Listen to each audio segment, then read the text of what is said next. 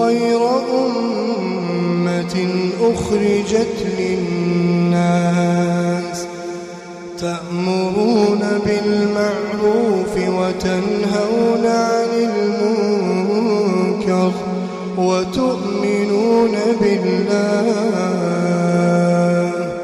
ولو آمن أهل الكتاب لكان خيرا لهم منهم المؤمنون وأكثرهم الفاسقون.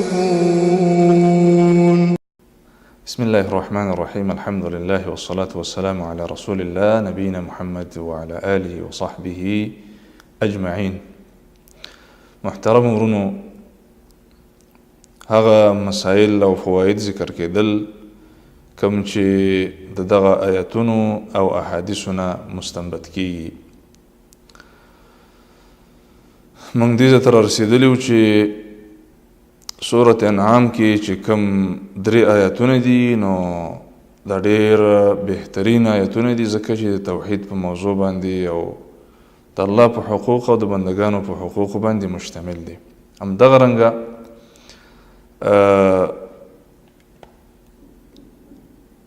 بل فائدہ دا ده چې په سورة اسراء کې هم همدا موضوع الله سبحانه وتعالی ډیره تفصیلی بیان کړي چې هغه الاهتمام بالتوحید.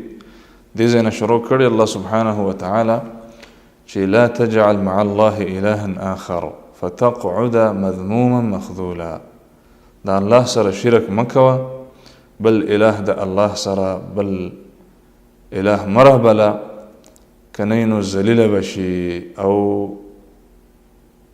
ذلیله بشي ذلیله. به موضوع دا بیان کړي چې وقضى ربك الا تعبدوا الا اياه. ستا رب دا فیصله کړې ده چې د الله نه ما سوا به د بل چا عبادت نه کیږي.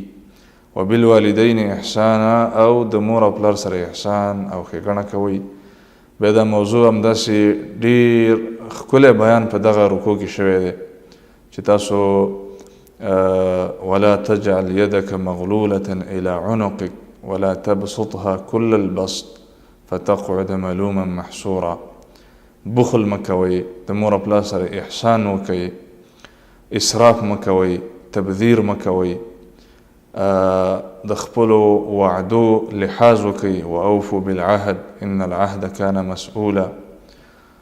او همدارنګه ولا تقف ما ليس لك به علم ان السمع والبصر والفؤاد كل اولئك كان عنه مسؤولا. د خپلو غوږونو او د سترګو د دې لحاظ کوئ، هر خبره مه کوئ چې په څه نه پوهېدلې، ځکه چې تا نه بیا تپوس کېږي. دغه بیان یې کړی په همدې ټکي بیا ختم کړی چې ولا تجعل مع الله إلها آخر فتلقى في جهنم ملوما مدحورا. دا الله سبحانه وتعالی سره بل اله مرهبله کنینو جهنم ته به ګذار کړی شي، بیا به ملامتوي. نو دا آیتونه او داسې د قرآن کریم د توحید نه ډک دی. په دې باندې ځان پوهه کول پکار دی چې د قرآن کریم هر آیات کې توحید دی. توحید ځکه دا کتاب د توحید دی، راغلی په داسې زمانه کې دی چې شرک و، نو د توحید موضوع خلکو ته واضحه کړي. ځکه دا سلفو به د دې آیتونو ډېر لحاظ کوو. همدارنګه دا موضوع په سورة نساء کې الله سبحانه وتعالی واعبدوا الله ولا تشركوا به شيئا، دې ته هغه آیات وایي چې په دې کې 10 حقونه ذکر دي. د الله سبحانه وتعالی حق هم پکې ذکر دی، د مور او پلار حق هم پکې ذکر دی، د ګاونډیانو حق هم پکې ذکر دی، د ملګرو حق هم پکې ذکر دی، د مسکینانو حق هم پکې ذکر دی. نو دې ته په سورة نساء کې دا آیات مذکور دی.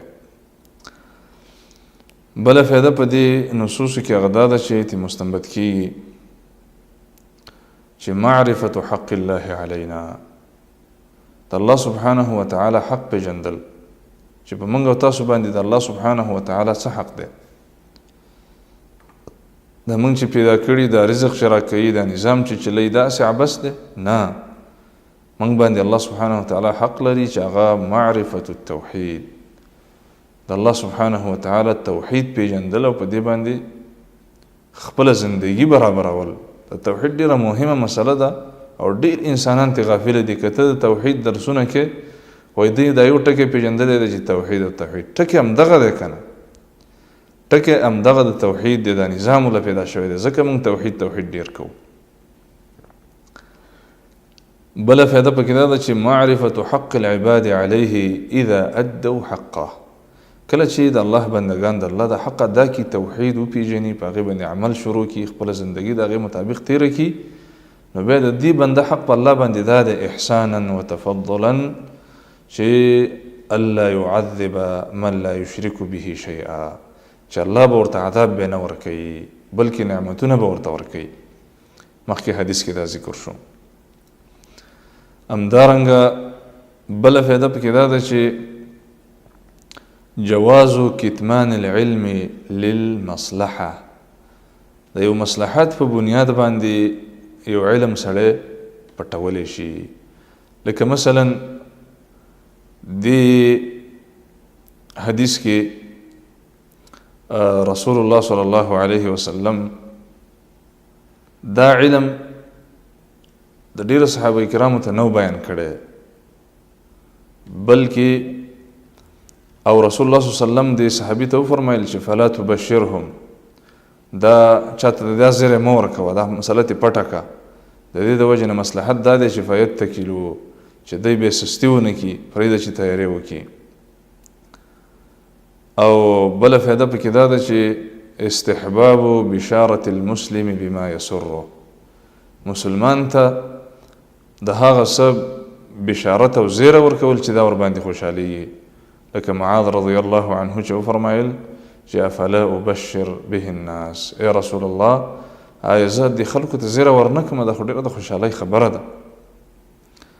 بل فایده پکې دا ده چې الخوف من الاتکال على سعة رحمة الله سبحانه وتعالى، د الله سبحانه وتعالى په پراخه رحمت باندې تکیه کول نه دي پکار، بلکې کوشش پکار دی. همدارنګه بله فایده پکې دا ده مهمه فایده چې قول المسؤول عما لا يعلم الله ورسوله اعلم، چې کله دنه یو تپوس وشو او ته نه پوهېدلې ځان نه قاضي مه جوړوه، ووایه چې ما ته پته نشته دی الله ښه پوهېږي. سینه زوري او تکلف نه دی کول پکار.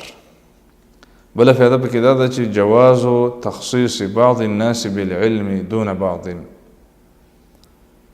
بعضې علم بعضې ملګرو ته بیان کړی شي او د بعضو ته بیان نه کړی شي، دا جواز لري. لکه رسول الله صلی الله علیه وسلم دا مسله صرف معاذ بن جبل رضی الله عنه ته بیان کړې وه. همدارنګه بله فایده پکې دا ده چې تواضعه صلی الله علیه وسلم لرکوب الحمار مع الارداف علیه، د الله د رسول عاجزي او تواضع چې ګوره په خره باندې هغه سورلي کړې ده او ځان سره بل ملګری هم کېنولی دی، داسې نه و چې د دې بادشاهانو د په شان پوځونه او آسونه او دا ډلې ټپلې جوړې کړي، نه بلکې هغه عملي انسان و، خیر یې موږ ته رارسولی دی. بله فایده پکې دا ده فقهي فایده چې جواز الارداف على الدابه، په سورلۍ باندې سړی ځان سره بل ملګری هم کېنولی شي کله چې سورلۍ د هغې طاقت لري. او دا فایده پکې هم شته چې فضیلة معاذ بن جبل رضی الله عنه فضیلت، ډېر فضیلت پکې دی. او دا ټول چې راجمع کړي نو په دې کې یو نتیجه هغه دا راوځي چې فضل التوحید و عظم شأنه، د توحید فضیلت او د توحید اهمیت او د توحید لوی شان، دا مسائل په دې کې پراته وو. والله تعالى أعلم، وصلى الله وسلم على نبينا محمد.